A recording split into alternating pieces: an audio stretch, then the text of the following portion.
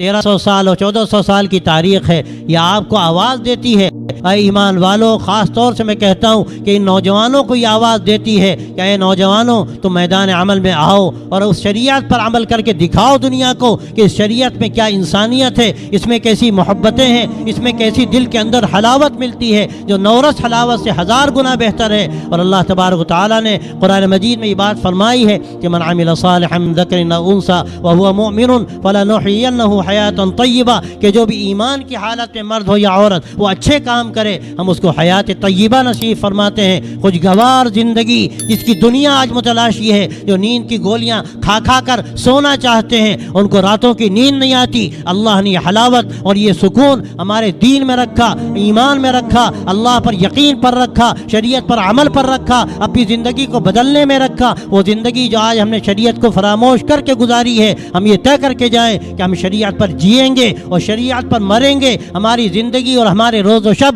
انشاءاللہ شریعت کے مطابق بسر ہوں گے، اور اپنے عقائد سے لے کر عبادات تک، عبادات سے لے کر معاشرت تک اور اخلاقی زندگی تک، آپس کے روابط تک اور تعلقات تک۔ اور یہ آپس کے جھگڑے اور لڑائیاں، اس کی کیا قیمت ہے؟ اسلام میں حدیث میں آتا ہے کہ اگر آپس میں یہ لڑائیاں اور جھگڑے ہوتے ہیں تو دین کو اس طرح سے گویا کہ مونڈ دیا جاتا ہے جیسے استورے سے سر کے بال صاف کر دیے جائیں۔ میرے دوستوں اور میں بھائیوں، میں آپ کو یہ پیغام دینا چاہتا ہوں کہ آپ پورے دین پر عمل کرنے کا جذبہ یہاں سے لے کر جائیے اور یہ طے کر کے جائیے کہ آپ لوگوں کے سامنے ایک نمونہ پیش کریں گے۔ کیا کبھی ہم نے سوچا ہمارے بغل میں کوئی ہمارا بھائی ہے، وہ بھوکا ہے، وہ پریشان حال ہے، وہ بیمار ہے، کیا کبھی ہم اس کو دیکھنے کے لیے ہاسپٹل گئے؟ کیا کبھی ہم نے اس کی ضرورت پوری کی؟ حدیث میں ہمیں جو سبق دیا گیا، کسی ضرورت مند کی ضرورت کو پورا کرنا یہ صدقہ ہے۔ اور یاد رکھیے حدیث قدسی میں اللہ تبارک و تعالیٰ نے جو بات فرمائی کہ قیامت میں اللہ تبارک و تعالیٰ اپنے بندے سے کہے گا، اے بندے میں بھوکا تھا، تم نے مجھے کھانا نہیں دیا۔ بندہ کہے گا یا اللہ تو رب العالمین ہے، تجھے کیا ضرورت؟ اللہ تعالیٰ فرمائے گا میرا فلاں بندہ بھوکا تھا، اگر تو اسے کھانا کھلاتا تو مجھے اس کے پاس پاتا۔ یہ حقیقت میں خدمت، یہ معرفت رب کا ذریعہ ہے، اللہ کو پانے کا ذریعہ ہے۔ کہنے والے نے خوب بات کہی کہ عبادت سے جنت ملتی ہے اور خدمت سے خدا ملتا ہے۔ یہ خدمت اپنوں کی بھی، یہ خدمت غیروں کی بھی، اور غیر کیا یہ بھی اپنے ہیں، اسی ملک کے رہنے والے، اسی ملک کے باشندے۔ کیا ہم پر کوئی ذمہ داری عائد نہیں ہوتی ان کی کہ ہم اپنی اس اخلاقی زندگی سے، ایمان والی زندگی سے ان کو کوئی راستہ دیتے؟ اور میں آپ کو 10 واقعات سنا سکتا ہوں کہ جب یہ اچھے کام کیے جاتے ہیں، ان کے سامنے آدمی جاتا ہے اسلام کی صحیح تصویر لے کر تو لوگ اس کی آگے جھکتے ہیں اور حالات بدلتے ہیں۔ میں نے ایسے سینکڑوں لوگ دیکھے ہیں اور 20 لوگ میرے سامنے ایسے آئے ہیں کہ جن کے ذہنوں میں زہر بھرے ہوئے تھے، لیکن جب انہوں نے اسلام کی تصویر دیکھی، ان کے ذہن و دماغ صاف ہوئے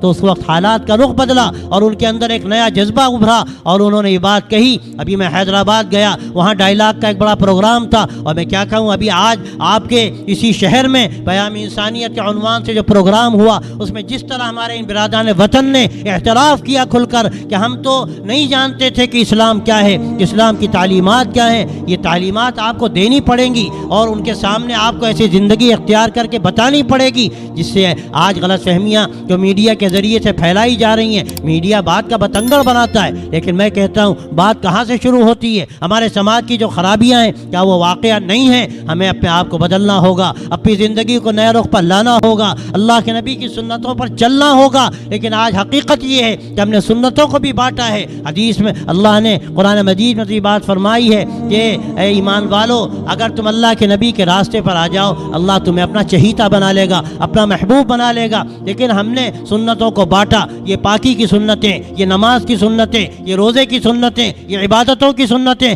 کیا بھول گئے ہم اس بات کو کہ شادی کی کیا سنتیں ہیں، کاروبار کی کیا سنتیں ہیں، اخلاق کی کیا سنتیں ہیں، معاملات کی کیا سنتیں ہیں، ہمیں کس طرح برتاؤ کرنا چاہیے اپنے بھائیوں کے ساتھ؟ اگر ہم نے یہ طریقہ اختیار کیا، آپ یاد رکھیے اللہ تعالیٰ جب محبت کرنے لگے اپنے بندے سے، اگر یہ سماجی زندگی ہماری بہتر ہو جائے اور یہ امت محمدیہ جو حقیقت میں امت محبوبہ تھی، محبوب رب العالمین کی امت تھی، آج جب اس نے دین چھوڑا، اللہ کے نبی کا طریقہ چھوڑا، تو یہ امت مبغوضہ بن گئی۔ آج دنیا میں مسلمانوں کے بارے میں جو تصورات ہیں اور میڈیا ان کی جو تصویر پیش کرتا ہے، سچی بات یہ ہے کہ ہماری کوتاہی ہے۔ ہم نے اگر صحیح عمل کیا ہوتا، اپنی سنتوں کو ہم نے بانٹا نہ ہوتا، اللہ کے نبی صلی اللہ علیہ وسلم کا طریقہ اپنی پوری زندگی میں ہم نے اختیار کیا ہوتا، اس کی نورانی نورانیت ہمارے اندر پیدا ہوتی تو آج یہ امت جس کو اللہ نے امت محبوبہ بنایا آج یہ امت محبوبہ ہوتی۔